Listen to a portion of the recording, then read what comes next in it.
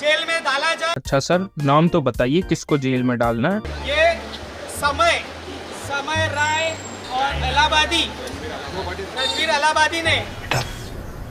तुमसे ना हो पाएगा भाई प्रोटेस्ट कर रहे हो पर नाम भी सही से नहीं पता।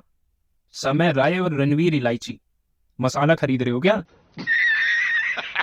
इंडिया गॉट लेटेड अभी हर जगह छाया हुआ है बस इस एक आदमी की वजह से, रणवीर इलाहाबादिया उर्फ बियर बाइसेप। तो जिनको नहीं पता, इसका एक पॉडकास्ट चैनल है और ये बंदा बहुत ही स्पिरिचुअल है नहीं भाई, था। अब भाई जिस स्टेटमेंट की वजह से ये पूरा विवाद हुआ है, एक बार वो स्टेटमेंट देख लेते हैं। Watch your parents have every day for the rest of your life, or would you join in once and stop it forever? Join। Ranveer भाई कौन सा नशा करके गए थे शो में जो ऐसा सवाल दिमाग में आया? यही होता है जब इंसान ज्यादा कूल बनने की कोशिश करता है।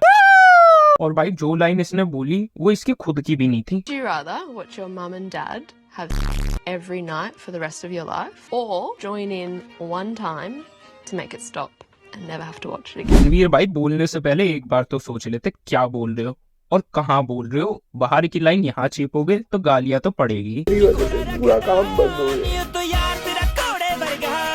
रणवीर भाई ने अपनी इमेज इतनी अच्छी बना रखी थी कि लोगों को विश्वास ही नहीं हो रहा कि ये बंदा भी ऐसी बात कर सकता है। बट हमारे एआई भी तन्मय भट्ट ने तो पहले ही बोल दिया था कि ये बंदा बस दिखावा कर रहा है। You are a capitalist who wants views. Accept it. This spiritualism, all this is bullshit. कौन सा कैपिटलिज्म का है तू क्यों झूठ बोल रहा है सबको? अब बी प्राक इनके पॉडकास्ट में जाने वाले थे पर उन्होंने जाना ही कैंसिल कर दिया, बस रणवीर भाई की रियल थिंकिंग देख के। मैं ना यार एक पॉडकास्ट में जाने वाला था अभी, जो beer biceps, and we cancel that. क्योंकि आपको पता है कि वो कैसी पैथेटिक थिंकिंग है। बट रणवीर भाई ने एक बात अच्छी करी, जैसे ही बात बढ़ी सीधा आके माफी मांगी। My comment wasn't just inappropriate, it wasn't even funny. Comedy is not my forte. I'm just here to say sorry. But people don't accept it. नौटंकी मत कर, अब चला था कूल बनने फूल हो गया। हा हा हा। कोई ना भाई, रियलिटी बाहर आ जाती है कभी कभी। Not expecting this from you. Ban this show. English में कुछ भी बोल दो, then sorry हो गया। Arrest button. Crazy how someone this famous still can't see backlash coming. Ashish knew his limit and forte. That's why he stayed silent throughout the episode. हा हा। सच में भाई आशीष ने 5 स्टार के ऐड को सीरियसली लेके बहुत अच्छा किया। कुछ ना करके भी देखो। परफेक्ट एग्जाम्पल ऑफ जितना कम बोलोगे उतना सुखी रहोगे। भाई पिछले साल ही तो रणवीर इलाहाबादिया को बेस्ट क्रिएटर का अवार्ड मिला था, वो भी पीएम नरेंद्र मोदी जी के हाथ से। भाई सच बता रहा हूँ, अगर ये वीडियो तब शूट हुई होती ना तो ये अवार्ड हाथ में नहीं कहीं और दिया जाता। अगर आपको कोई बोले 1 करोड़ रुपए में रणवीर भाई का चूसना है तो आप कौन सी पोजीशन में चूसेंगे? Not interested. 2 crore in cash. Right now right now तो ऐसे बोल रहा है जैसे कमरे में बुलाए तो ले ही लेगा। बहुत नीचा आदमी। यहाँ तो नीचे धरती में कोई न होएगा। भाई पूरे पैनल में बस एक आशीष ही था जिसपे कोई सवाल नहीं उठा। मतलब कम बोला बंदा, पर जितना भी बोला इट्स प्रीटी सैवेज। मुझे लगता था मैं ब्रेकअप के बारे में ज्यादा रंडी होना करती हूँ, फिर मैं आशीष भाई से मिली। मेरे ना 15 साल में 3 रिलेशन रहे, 3 साल में 15 नहीं। सो लो भाई अब इस मोहतरमा के बारे में बात कर लेते हैं। बेबी सी हूँ मैं साउथ दिल्ली की, वीगन वाली डाइट आलमंड वाला घी, मेरा मन जो करेगा ना मैं वही करूँगी। मैं तो किसी से नहीं डरूंगी। अपूर्वा मुखीजा उर्फ रेबल किड, और ये अपनी बकवास हरकतों से खुद को जेंजी समझने वाली ये प्रजाति खुद को कलेशी औरत भी मानती है। अब इसमें से कुछ भी मैंने खुद से नहीं बोला, दीदी की बायो में ही ऐसा लिखा है। आपने वो कहावत तो सुनी होगी, नाम डुबा देना। इसलिए दीदी ने अलग अलग नामों का यूज करके खुद को इतना प्री डिफाइंड कर रखा है कि नाम डूबने में टाइम लगे, क्योंकि दीदी का काम तो नाम डुबाने वाला ही है। सेंसेशन खत्म हो गई है क्या? सेंसेशन खत्म। कभी देखी है माँ से निकलने के बाद? हाँ, इसमें बेशक कंटेस्टेंट ने ज्यादा इनिशिएट किया था, बट मित्ता पे कमेंट करना साइज को लेके। परमेश्वर मुझे बताओ कहाँ से मिलेगा 6 फुट 4 इंच? भाई ये तो उसी पे डोरे मार रही है सीधे भाई। और नीचे से मिनिमम 6 इंच। भाई इतना कैजुअल हो गया क्या ये सब पूछना? ये पर्सनल चीजों में नहीं आता। अरे हाँ, कॉमेडियन के लिए क्या पर्सनल, लेकिन एक सेकंड, ये तो कॉमेडियन भी नहीं है, ये तो टट्टी है। फिर इतना मेल को प्री डिफाइंड करने के बाद बाय देयर साइज। दीदी पॉडकास्ट में जाके कहती है कि इन्हें एक अच्छा पति चाहिए। What's your ideal man? जिंदा हो। किस टाइप की लाशों के साथ बैठ रही है? जिंदा हो लड़का हो, मारे वारे ना। मतलब भाई तुम अकेले रणवीर के पीछे पड़े हो, इसके पास जाओ ना, ये तो मांग भी रही है। तो I can not let things go. दीदी अब आप भूलो या ना भूलो, लोग तो आपको कभी नहीं भूलने देंगे।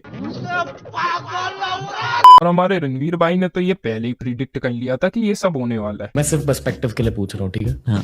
बट जेल को थोड़ा आप डिस्क्राइब कर सकते हो? किसी को पता नहीं कि जब कोई जेल के बारे में सोचे तो क्या विजुअलाइज कर रहा है, क्या होता है जेल के अंदर? रणवीर भाई अब पता लग जाएगा।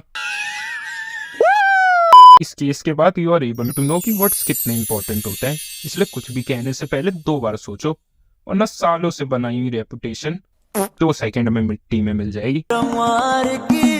भाई ये तो हो गया एक perspective, and I am not defend this, पर इसके लिए रणवीर भाई का इनकाउंटर कर देना भाई, और कुछ नहीं बचा गया देश में, जाके इलाज कराओ। अब यही टॉपिक हेडलाइन में चल रहा है तो सरकार को एक्शन तो लेना ही पड़ेगा।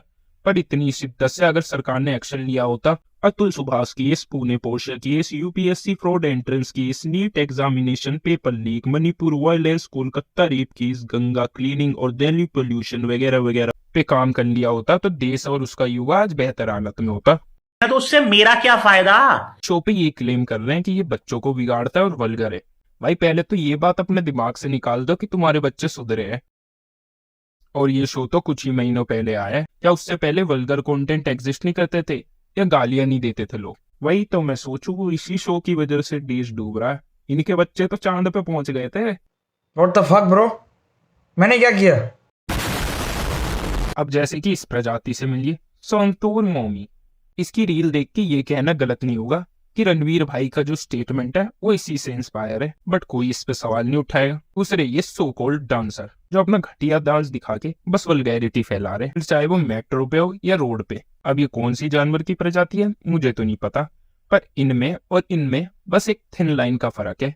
एक पैसों के लिए नाच रहे हैं और दूसरे भी नाच पैसों के लिए ही रहे हैं, बस in a form of popularity, like, share and comments. और तीसरे हैं सबसे वाहियात, get ready with me hub. There is no content, there is no talent, बस सॉफ्ट पोर्न साफ साफ सर्व किया जा रहा है।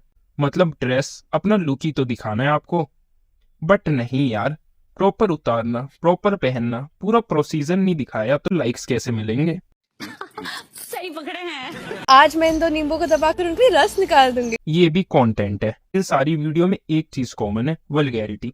पर इन चीजों के बारे में कोई बात नहीं करेगा जो देश में सच में वल्गैरिटी फैला रही है। नहीं यार, इन चीजों के बारे में बात करके क्या फायदा? पर बहती नदी में तो सब हाथ धोने आएंगे। ऐसे कंटेंट पर ताली नहीं, तमाचा चाहिए। तमाचा सभ्यता का, समाज का, संस्कार का, संस्कृति का, सरोकार का, सुविचार का, बोलने के अधिकार का। अरे भाई साहब, बोलने का अधिकार मिला है, बेशर्मी का नहीं, बदतमीजी का नहीं, अश्लीलता का नहीं, कुहड़ता का नहीं। बोल तो सही रहे हो सर, लेकिन ये क्या है? आपका एक वीडियो है सर, देख लेना सर, आप तक पहुंचेगा तो मालूम है, देख लेना सर। अभी हमको समय रहना बहुत पसंद है। पर हाँ मैं देखता हूँ। और वो एक वो महीप सर है, मम्मी कैसी? और उन्होंने तो वो वाले एपिसोड में लूट ही लिया सब कुछ। मम्मी कैसी है? हाँ, नहीं आपने देखो 98। हाँ, अरे यार मैं धर्म देख के थोड़ी ना मैं भी आपने तो सर दोगलेपन की सारी हदें पार कर दी। और मम्मी कैसी, ये जो भी मम्मी पे है, पर उस पे तो आप फूट फूट के हंस रहे हो। अरे हाँ यार, उसमें मुद्दा थोड़ी ना बना। जनता माफ नहीं करेगी।